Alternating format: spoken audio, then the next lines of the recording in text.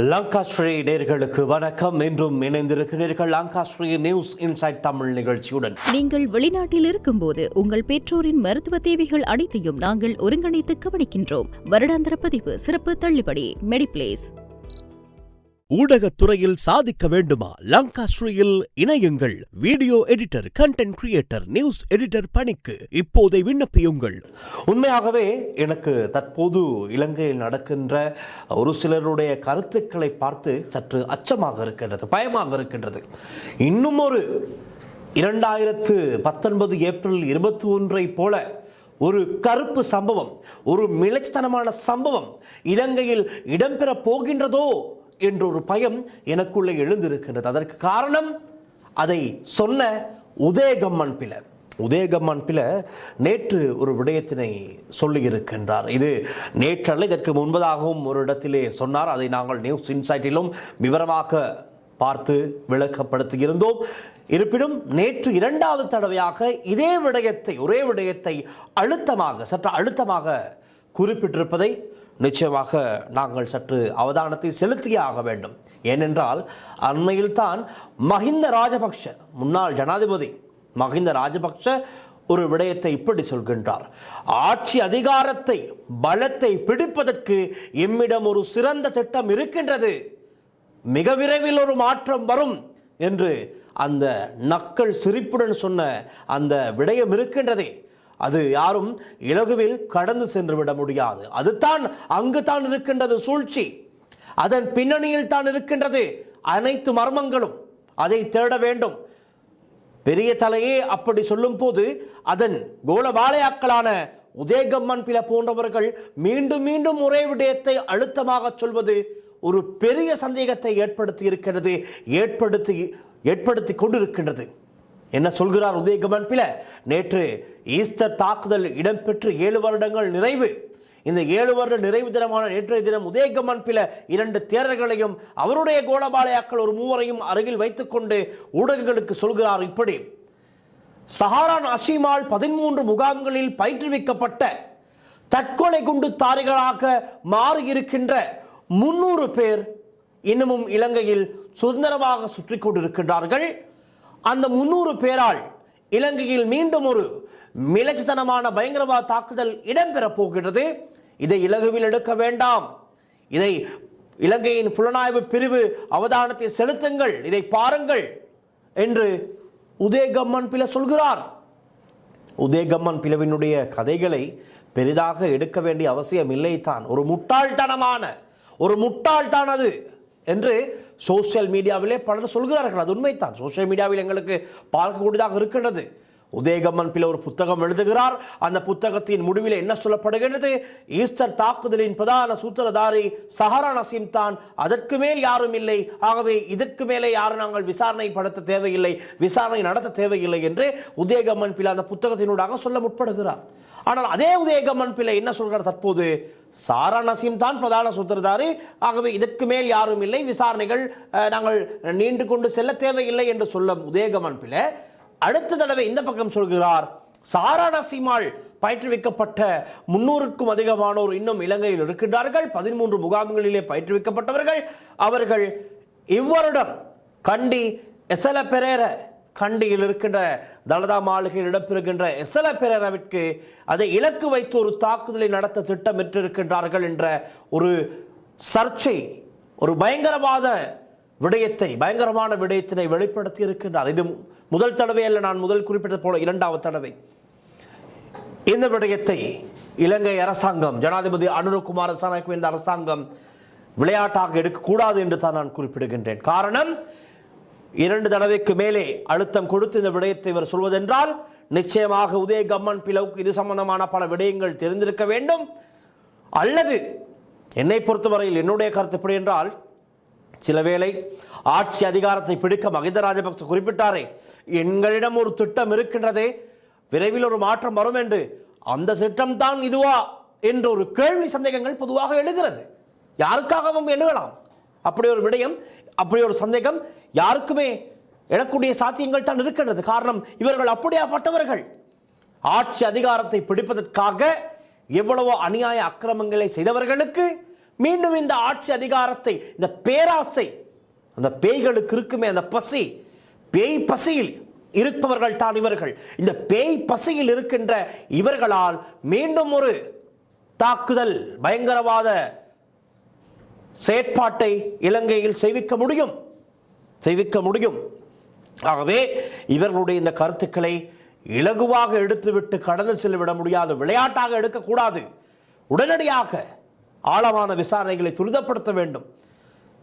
உதயகமன் பிள்ளை தானே சொல்கிறார், அதையெல்லாம் அவ்வளவு பெரிதாக கண்டுகொள்ள தேவையில்லை என்று நாங்கள் விளையாட்டாக விட்டோம். ஆனால் நாளை இவர்களே அந்த தாக்குதலை நடத்திவிட்டு நாங்கள் அப்போதே சொன்னோம் தானே, எங்களுடைய புலனாய்வு, யாருடைய, உதயகமன் பிரிவின் ஒரு கட்சி இருக்கிறது தானே, அந்த கட்சியில் இவர்களுக்கு என்ற ஒரு புலனாய்வு பிரிவு இருக்கிறதாம். அந்த புலனாய்வு பிரிவை வைத்துத்தான் இந்த விசாரணை அறிக்கைகள், கமிஷன்களிலே நடத்தப்பட்ட ஆய்வு அறிக்கைகள், விசாரணை முடிவில் கொடுக்கப்படுகின்ற அறிக்கைகள் எல்லாம் இந்த புலனாய்வு பிரிவினர் 30,000 பக்க அந்த விசாரணை அறிக்கைகள் எல்லாம் வாசித்து ஆதாரங்களை திரட்டுகிறார்களாம். இவருடைய உதயகமன் பிரிவினுடைய புலனாய்வு பிரிவு அப்படித்தான் இந்த விடயத்தையும் கண்டுபிடித்தார்களாம். நாங்கள் அவருடைய வாயிலே அவர் சொல்வதை சற்று கேட்டுவிட்டு வருவோம். අතෙම අත්අඩංගුවේ ඉන්න නවුෆර් රිස්කාන් හා මිල්හාන් ලබා දීලා තියෙන තොරතුරු මත පුහුණු කඳවුරු 13ක් පැවැත්වුවාය. ඒ 300කට වැඩි පිරිසක් පුහුණු කළාය කියන එක එයා සඳහන් කරලා තියෙනවා. 300ට වැඩි මිසක් අඩු නැහැ. නිශ්චිත ගාන කියන්න බැරි. ඒගොල්ලන්ට කියන්න පුළුවන් පළවෙනි කඳවුරේ 15ක් 20ක් විතර හිටියා. මොකද පැමිණීමේ ලේඛන නස්සන කරලා නැහැනේ. මතක විදිහට කියනවා 15ක් 20ක්. තුන්වෙනි එකේ 30ක් 35ක් හිටියා. එහෙන් බැලුවම පේනවා 300ට වැඩි පිරිසක් අවමේ 300 වැඩිම ගාන අවිනිශ්චිතයි. 300ට වැඩි පිරිසක් මරාගෙන මැරෙන්න පුහුණු කරලා ඔළුව හදලා තියෙනවා. ඔළුව හොදලා මොලේ හොදලා ඔළුව හදලා තියෙනවා මරාගෙන මැරෙන්න. உதயகமன் பிள்ளை சொல்கிறார், இந்த கைதாகி இருக்கின்ற 3 நபர்கள் விசாரணை அதிகாரிகளிடம் குறிப்பிட்டார்களாம். சஹரான் அசிமாள் 13 முகாம்களில் பயிற்றுவிக்கப்பட்ட இத்தனை பேர், குறைந்தது 300 பேர், கூடியது எத்தனை பேர் என்று தெரியாதாம். குறைந்தது 300 பேராம், அதிகமாக கூடியது எத்தனை பேர் என்று தெரியாதாம். அளவு கடந்து இருப்பார்கள் போல உதயகமன் பிள்ளை சொல்வதை போல. விசாரணை அதிகாரிகளிடம் சொன்னதெல்லாம் உதயகமன் பிளவுக்கு எப்படி தெரியும்? இது கூட ஒரு பிரச்சனை தான். ரகசியமாக ஒரு விசாரணை திணைக்களத்திலே ஒரு கட்டிடத்தில் இடம்பெறுகின்ற விசாரணைகள் எல்லாம் இப்படியானவர்களுக்கு, மக்களால் நிராகரிக்கப்பட்ட வீட்டிற்கு அனுப்பப்பட்டவர்களுக்கு எப்படி இந்த விடயங்கள் கிடைக்கின்றது? அதையும் முதலிலே நாங்கள் தேடி பார்க்க வேண்டும். இப்படியானவர்களுக்கு விசாரணை அதிகாரிகள் துப்பு கொடுக்கின்றார்களா? உள்ளே நடப்பவற்றை வெளியே சொல்வது யார்? அவற்றையும் தேட வேண்டும். இதுதான் சொல்வது. இலங்கையிலே இந்த சட்ட ரீதியான விடயங்களில் பல துளைகள், பல ஓட்டைகள் இருக்கின்றதற்கான நல்ல உதாரணம் தான் இப்படியானவர்கள் இந்த அறிக்கைகளை வைத்துக் கொண்டு கதைப்பது. இந்த விசாரணை அறிக்கைகள் எல்லாம் எப்படி இவர்களுக்கு கிடைக்கின்றது? அதுவே ஒரு பெரிய பிரச்சனை. இவ்வாறானவர்களுக்கு கிடைப்பதன் காரணமாகத்தான் விசாரணைகளை சரியான மட்டத்திலே கொண்டு செல்ல முடியாமல் இருக்கின்றது. அதுதான் இந்த விசாரணைகளை முறைமையாக கொண்டு செல்ல முடியாமல் பல்வேறுபட்ட பிரச்சனைகளை உருவாக்குகின்றது. சம்பந்தப்பட்டவர்கள், சந்தேக நபர்கள் தப்பிக்க இலகுவாக இருக்கின்றது இந்த மாதிரியான விடயங்கள். அப்படித்தான் உதயகமன் பிள்ளை குறிப்பிடுகிறார் இந்த 300 பேருடைய கதையை. பார்க்கலாம் மேலும் அவர் என்ன சொல்கிறார் என்று. මේ අයව පුනරුත්ථාපනය කරේ නැහැ. ඒ වගේම රිස්කාන් කියන ත්‍රස්තවාදියා තමන්ගේ ප්‍රකාශ තුල කියලා තියෙනවා අපි මුලින් හිටියේ 2019 අගෝස්තු මාසේ දළදා මාලිගාවට ද්විත්ව ප්‍රහාරයක් එල්ල කළා. ඒ කියන්නේ රන්දෝලි පෙරහැරේ අවසාන රන්දෝලි පෙරහැර පැවැත්වෙන රාත්‍රියේ. ඒ කියන්නේ ලක්ෂ 3කට අධික පිරිසක් දළදා පෙරහැර නරඹන්න පැමිණෙන රාත්‍රියේ පළවෙනි වතාවට සෙනගමැද මිනිස් බෝම්බ ප්‍රහාරයක් එල්ල කරලා එයින් දසදහස් ගණන් තුවාල වෙලා ඒ අයව රෝහල් වලට අරන් ගියාම රෝහල් ඉදිරිපිට මිනිස් බෝම්බ සහ වාහන බෝම්බ කියන දෙආකාරයෙන් බෝම්බ පුපුරා ගැනීමේ සැලැස්මක් තිබුණාය. ඒ සැලැස්ම ඒක පැත්තෙන් කියනවා එම සැලැස්මක් තිබුණාය. ඒ සැලැස්ම ඉදිරියට සහරාන්ලා හස්තුන්ලා තමයි පෙරහැර මැද පුපුරා ගැනීම බාරව හිටියේ. හස්තුන් තමයි රෝහල් ඉදිරිපිට රැස් වෙන සෙනග ඉදිරියේ පුපුරා ගැනීම බාරව හිටියේ. නමුත් වෙනත් සිදුවීම් 5ක් නිසා මේක අගෝස්තු සිට පාස්කු දිනය දක්වා ඉදිරියට ගත්තාය. හැබැයි සහරාන් මිය යන්න කලින් ඔහුගේ අනුපාතික නායකයා විදිහට පත් කර රිල්වාන්ට දළදා පෙරහැරට ප්‍රහාරයක් එල්ල කිරීමේ වගකීම පවරනවා.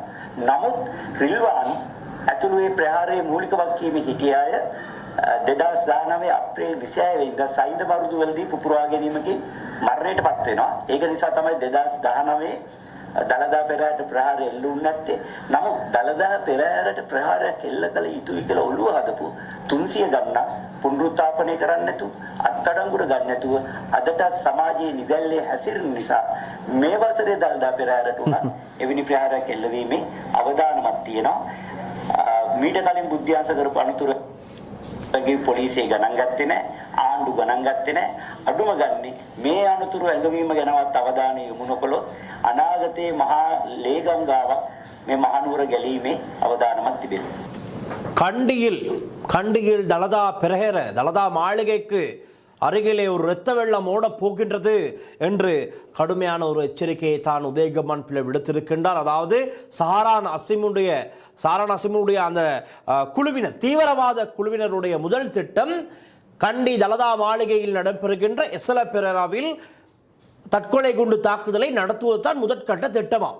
ஏதோ ஒரு சில காரணங்களுக்காக ஆகஸ்ட் மாதம் அல்லது ஜூலை மாதம் தான் அந்த எஸ்எல்ஏ பெரேரா இடம்பெறும் என்று சொல்லப்படுகின்றது.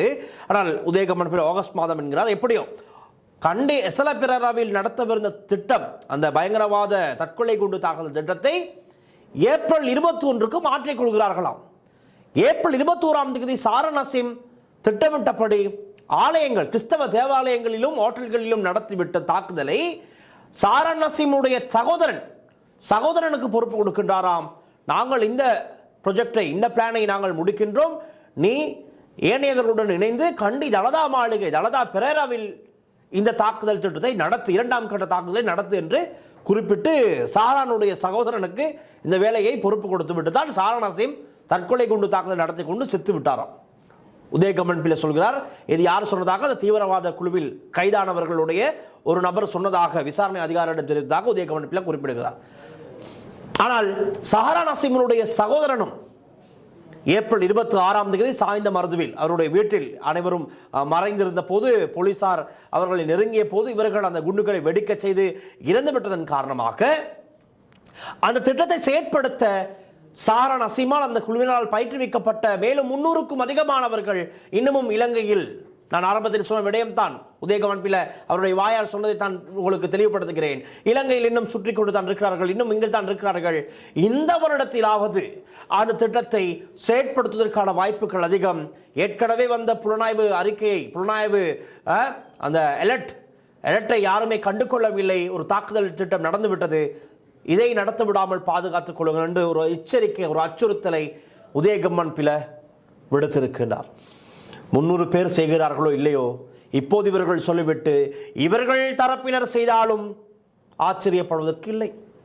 ஆகவே விசாரணைகளை துரிதப்படுத்த வேண்டும். முதலில் இந்த உதயகம்மன் பிள்ளையை பிடித்து உள்ளே எடுத்து விசாரணைகளை நடத்துங்கள் என்று தான் அனைவருமே கேட்டுக்கொள்கின்றார்கள். இந்த விடயம் வெளியானதுமே எல்லாருடைய கோரிக்கை என்னவாக இருக்கின்றது?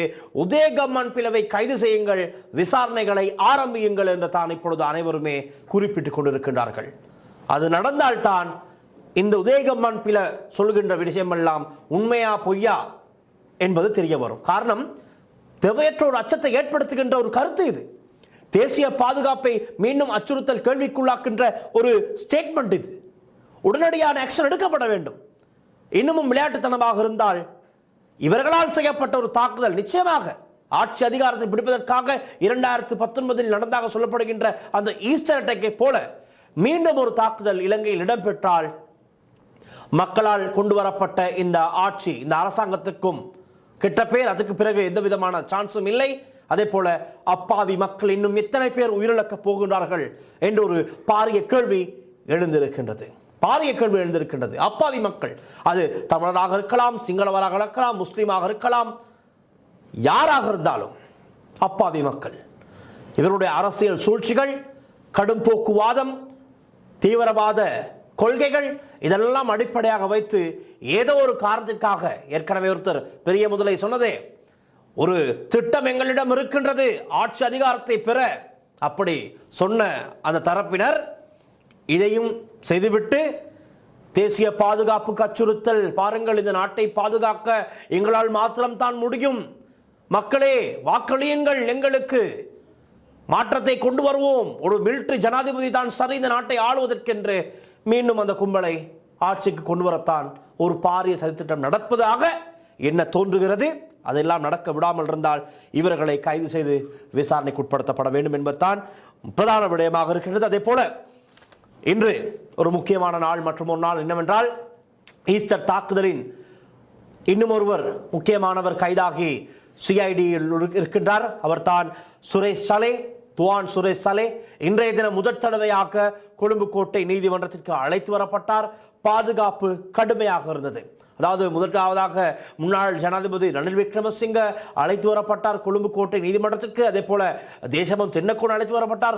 இவர்களுக்கு இருந்த பாதுகாப்பை விடவும் அதிகமான ஒரு பலத்த பாதுகாப்பு சுரேஷ் சலேவுக்கு என்று வழங்கப்பட்டிருந்தது அவதானிக்கூடியதாக இருந்தது. மிகவும் ஒரு பலத்த பாதுகாப்புக்கு மத்தியில் அழைத்து வரப்பட்டார். அடுத்த மே 20ஆம் தேதி மீண்டும் இந்த வழக்கு விசாரணைக்கு எடுத்துக்கொள்ளப்படவிருக்கிறது. அதே போல தொடர்ந்தும் இவர் தடுத்து வைத்து விசாரிப்பதற்கு நீதிமன்றம் அனுமதி அளித்திருக்கிறது. ஆகவே தொடர்ந்தும் இவர் PTEAவின் கீழ் பயங்கரவாத தடை சட்டத்தின் கீழே தான் தடுத்து வைக்கப்பட்டு விசாரணைக்கு உட்படுத்தப்பட்டு வரும் சுரேஷ் சலே தொடர்ந்தும் சிஐடி அதிகாரிகளின் கட்டுப்பாட்டில் சிஐடி அதிகாரிகளுடைய விசாரணைக்கு உட்படுத்தப்பட்டு வருவார். நிறைய விஷயங்கள் கொஞ்சம் வெளியாக இருக்கின்றது. முழுமையான அப்டேட்டை நான் நாளைய நியூஸ் இன்சைட்டில் தருகின்றேன். இன்னும் நீதிமன்றத்திலிருந்து எங்களுக்கு முழுமையான தகவல்கள் கிடைக்கவில்லை. கிடைத்த மேலோட்டமான தகவல்களை அடிப்படையாக வைத்து இந்த விடயங்களை சொல்லக்கூடியதாக இருக்கும். அதே வேளையில் இன்னும் ஒரு விடயம் இருக்கின்றது. இந்த சுரேஷ் சலேவுக்கு எதிராக, அதாவது அசாத் மௌலானா சேனல் 4 தொலைக்காட்சிக்கு வழங்கிய நேர்காணலை வைத்துத்தான் இப்பொழுது இது நடைபெற்றுக் கொண்டிருக்கின்ற வழக்கு தாக்கல் செய்யப்பட்டது. அது CSR அமைப்பின் அருட்தந்தை ரொஹான் சில்வா அவர்களால் தான் இந்த வழக்கு தொடரப்பட்டது, குற்றச்சாட்டு முன்வைக்கப்பட்டது. சேனல் 4க்கு அசாத் மௌலானா வழங்கிய அந்த நேர்காணல் சம்பந்தமாக ஒரு விடயத்தினை வழக்கை தொடருங்கள் என்று கேட்டுக்கொண்டதற்கு அமைய அந்த வழக்கு தொடரப்பட்டது. இன்று அந்த வழக்கின் ஒரு சந்தேக நபராக பெயர் குறிப்பிடப்பட்டிருக்கின்ற சுரேஷ் சலே அழைத்து வரப்பட்டார். அழைத்து வரப்பட்டதும் விசாரணைகள் இடம்பெற்றிருக்கின்றது. அதே போலதான் இந்த வழக்கை தொடர்ந்த அருட்தந்தை ரொஹான் சில்வா மற்றும் அருட்தந்தை சிறில் காமினி, சிஐடி பணிப்பாளர் ஷானி அபேசேகர மற்றும் ரவி செனரத் ஆகியோருக்கு எதிராக யாரோ ஒரு நபர் வழக்கொன்றை தாக்கல் செய்திருக்கின்றார். எப்படி சூழ்ச்சி? அதாவது இந்த உயிர்த்த ஞாயிறு தாக்குதலுக்கு நீதி வேண்டும் என்று கோருகின்ற அருட்தந்தையர்களுக்கு எதிராகவும் இந்த விசாரணைகளை முறையாக நடத்தி கொண்டிருக்கின்ற சிஐடி பணிப்பாளர் ஷானி அபேசேகர் உட்பட அதே போல ரவி செனவிரத் ஆகியோருக்கு எதிராக நீதிமன்றத்திலே ஒரு வழக்கு தொடர்ந்திருக்கின்றார் ஒரு நபர். இது மிக முக்கியமான விடயம், அவதானிக்கப்பட வேண்டிய விடயம். அவர் யார், எதற்காக இதை போட்டார் என்பது நிச்சயமாக நான் சொல்லாமலே உங்களுக்கு தெரிந்திருக்கும். அது யாருடைய வேலையாக இருக்கும் என்று. ஏற்கனவே ரவி செனவிரத்தாக இருக்கலாம், ஷானி அபேசேகர் இருக்கலாம், அருட்தந்தை சிறில் காமினியாக இருக்கலாம், ரொஹான் சில்வா அருட்தந்தையாக இருக்கலாம். இவர்களுக்கு எதிராக தொடர்ந்து கருத்துக்களை தெரிவிப்பவர்கள் தான் உதயகம்மன் பில விமல் வீரவன்ச. மற்றது யார்? பொதுமக்கள் பாதுகாப்பு அமைச்சராக இருந்தார் ஒருவர், இனவாதத்தின் தந்தையாக கருதப்படுவர் சரத் வீரசேகர. இவர்களெல்லாம் நேற்றிலிருந்து நான் ஏற்கனவே சொல்வேன், இந்த சாரை பாம்புகளுக்கு மண்ணெண்ணெய் தெளித்தால் எப்படி துடிக்கும் அதே போல துடித்து கொண்டு நேற்று எல்லாரும் மைக்கு முன்பாக வந்துவிட்டு இவ்வளவு பேரும் இவ்வளவு கருத்துக்களையும் தெரிவித்திருக்கிறார்கள். விமல் வீரவன்ச துடித்தார், ஆடினார். உதயகம்மன் பிள்ளை துடித்தார், ஆடினார். சரத் வீரசேகர துடித்தார், ஆடினார். எல்லோரும் சாரை பாம்புகளுக்கு சமனானவர்கள். மண்ணெண்ணெய் தெளித்த சாரை பாம்பு குட்டிகள் எப்படி துடிக்குமோ அதே போல ஒரு பதற்றத்தில் துடித்துக் கொண்டு கருத்து தெரிவிப்பவர்கள் தான் இவர்களால் தான் இவர்கள் நிச்சயமாக சம்பந்தப்பட்டிருக்க வேண்டும். இந்த வழக்கை தொடர்ந்திருப்பவர்கள் ரைட், அது சம்பந்தமாக நாங்கள் தேடுவோம், தேடி பார்ப்போம். இன்னொன்றை சொல்லியாக வேண்டும். இந்த 300 பேர் கதை இருக்கின்றதே, இந்த 300 பேர் இருப்பதாக உதயகம்மன் பில கோட்டாபே ராஜபக்சருடைய ஆட்சி காலத்திலே அமைச்சராக இருந்தவர் என்று சொல்கிறார். இவர்கள் இந்த 300 பேர் சம்பந்தமாக தகவல்கள் இருக்கின்றது. இவர்களுக்கு புனர்வாழ்வு அளிக்கப்படவில்லை, இவர்களை மறுசீரமைப்பு செய்யவில்லை, சீர்திருத்த பள்ளிகளுக்கு இவர்களை அனுப்பியிருந்த நன்மை. என்ன செய்தீர்கள்? கோட்டாபே ராஜபக்சனுடைய ஆட்சி காலத்திலே நீங்கள் அமைச்சராக இருந்தீர்களே, அமைச்சராக இருந்த போது ஏன் உங்களுக்கு உங்களுடைய உளவு பிரிவினர் தகவலை வழங்கவில்லையா? அப்பொழுது நீங்கள் தான் இந்த 300 பேரை காப்பாற்றி இருக்கிறீர்கள் என்று சொன்னால் சரியா? 300 பேர் தற்கொலை குண்டுத்தாரிகளாக அவர்களுடைய மைண்ட் சேஞ்ச் செய்யப்பட்டிருக்கிறது என்றால், உங்களுக்கு தகவல் கிடைத்திருக்கிறது என்றால் நீங்கள் தானே நடவடிக்கை எடுத்திருக்க வேண்டும். கோட்டாபே ராஜபக்ச ஆட்சியில் ரணில் விக்ரமசிங்க அடுத்ததாக ஜனாதிபதியாக இருந்தார். இந்த ஆட்சி காலங்களில் செய்திருக்கின்றலாமே, நீங்கள் எல்லாம் பிரதான அமைச்சராக இருந்தீர்களே. அப்படி ஒரு கேள்வியும் இருக்கின்றது. அப்பொழுது காப்பாற்றி விட்டு இப்பொழுது ஆட்சி அதிகாரம் இல்லாததால் அந்த 300 பேரை வைத்து ஏதேனும் செய்ய திட்டமா என்ற கேள்வியும் கேட்கக்கூடிய வாய்ப்புகள் அதிகமாக இருக்கின்றது. சமூகத்தில் கேட்கப்படுகின்றது. மிக அவதானமாக இருக்க வேண்டும். இந்த நபர்களிடமிருந்து மிக அவதானமாக இருக்க வேண்டும். அரசாங்கம் இதை விளையாட்டாக எடுத்துக்கொள்ளக்கூடாது. மிகவும் சீரியஸாக இருக்க வேண்டிய ஒரு காலகட்டம் இது. அரசாங்கத்தை கவிழ்க்க எந்தெந்த வகைகளில் என்னென்ன செய்ய முடியுமோ அனைத்தையும் செய்து கொண்டிருக்கிறார்கள். கோட்டாபேவினுடைய பிரத்யேக செயலாளர் ஒருவர் இருந்தார், சுகேஸ்வர பண்டார. இப்பொழுது ஒவ்வொரு அமைச்சர்களுடைய வீடுகளுக்கு முன்பாக சென்று, லால்காந்தனுடைய வீட்டுக்கு முன்பாக சென்று அன்று ஒரு குழப்பத்தை உண்டு பண்ணார். ஆனால் கடைசியில் அந்த ஊர் மக்கள் ஊசத்தம் போட்டு விரட்டி இருந்தார்கள் என்ற தகவலும் இருக்கின்றது. இப்பொழுது இவர்களுக்கு தேவை நாட்டிலே ஒரு குழப்பத்தை ஏற்படுத்த வேண்டும். நாட்டிலே மீண்டும் ஒரு கலவரத்தை உண்டு பண்ண வேண்டும். 2022 மே 9 அமைதியாக இடம்பெற்றுக் கொண்டிருந்த அறகலைய போராட்டத்திற்கு நடுவே புகுந்து அந்த அமைதி போராட்டக்காரர்களை தாக்கி நாட்டையே தீக்கிரையாக்கிய, கலவர பூமியாக மாற்றிய ராஜபக்ச ஆதரவாளர்களுக்கு மீண்டும் இவர்கள் போசாக்கு அளித்துக் கொண்டிருக்கிறார்கள். கோட்டாபேவுக்கு எதிராக செய்தீர்கள் தானே, இருங்களா நாங்களும் செய்கிறோம், இந்த ஆட்சியிலும் நாங்கள் செய்கின்றோம் வேலை, மக்களை எப்படி திருப்பி விடுறோம் பார் என்று அனைத்து நடவடிக்கைகளும் பக்காவாக இடம்பெற்றுக் கொண்டிருக்கின்றது என்பதுதான் உண்மை. மக்களே, சரியாக சிந்தியுங்கள், சிறப்பாக செயற்படுங்கள். எது நடக்க வேண்டும், எது நடக்க வேண்டும் என்பதை நீங்கள் உங்களுடைய கருத்தை, உங்களுடைய சிந்தனைக்கு வருகின்ற சரியான கருத்தை கீழே கமெண்ட் செக்ஷனில் பதிவிடுங்கள். நாங்கள் அடுத்த நிகழ்ச்சியில் இணைத்துக் கொள்ள தயாராக இருக்கின்றோம். இன்று இந்த தகவலோடு நாங்கள் இன்றைய நிகழ்ச்சியை நிறைவு கொண்டு வருகின்றோம். மீண்டும் நாளைய நிகழ்ச்சி சந்திக்கலாம். ஒளிப்பதிவாளர் லிசி அருடன் நான் வின்சன். நன்றி, வணக்கம்.